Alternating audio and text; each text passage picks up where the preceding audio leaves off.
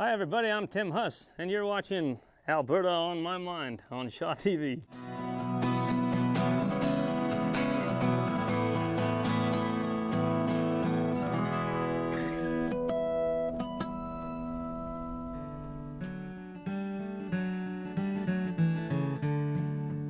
Tim Hus is the ready to go. Ready to go on stage. Ready to go on stage, Tim Hus. I really like Tim Hus. He's one of those guys that you just hand him a guitar and say, hey, do something, and he'll grab that and he'll sing for you all night long. He's a true Albertan. I mean, he is through and through. He's like, just his writing, his singing, his whole approach is so Alberta, and so obviously he writes a lot about this province.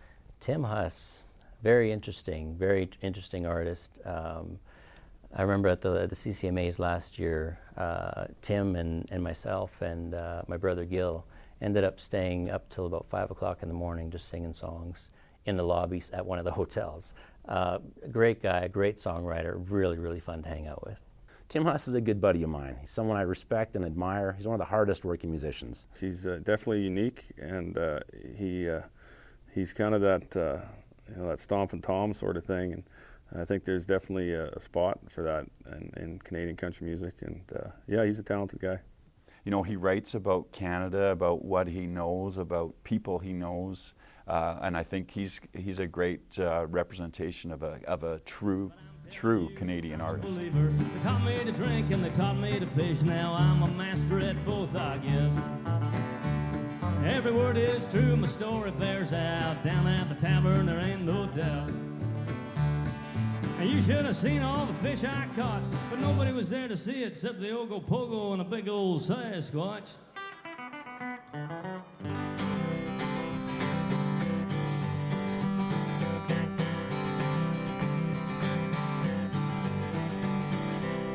In the early days when they first struck oil out on the Alberta plains, Turner Valley Rush and the oil camp dust, derricks on the foothills range.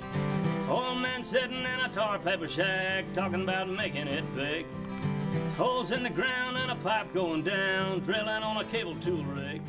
I come from a long line of storytellers. My grandfather was a great storyteller, and my father was a great storyteller, and that's what I was always drawn to, was the storytelling aspect of music. And so that naturally kind of drew me towards the country and folk kind of music. This is the best place to be a country singer, as far as I'm concerned. This is where this is the Rocky Mountain West, where cowboy and country music belong. Up to Calgary, there's oil in the air, light in the night from the burning of the flares. Stocks are selling and the hammers ring. This is gonna be the next big thing.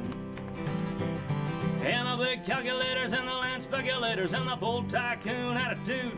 And I hope they found was the oil in the ground, the story of the Alberta Crude.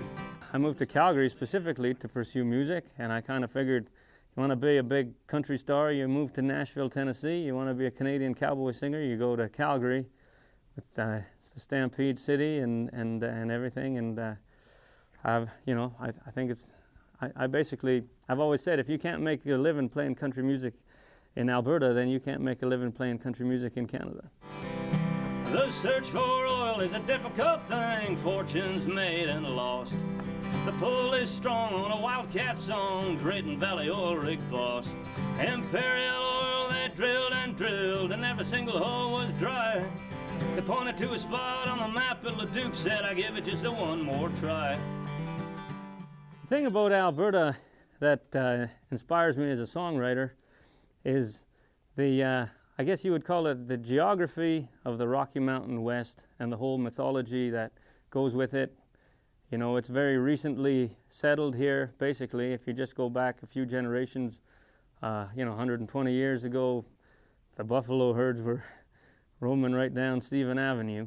And all of the, I've always been fascinated by the frontier, I like the frontier, I like the cattle culture, the cowboy culture, and of course some of my favorite singers, Ian Tyson was a big inspiration to me, and he's kind of synonymous with the Rocky Mountain West. So I'm proud to kind of follow in that tradition. Black crude oil, it'll pay the rent where they got all hell for a basement. And the devil himself has a story to tell about Redwater days, Pembina wells.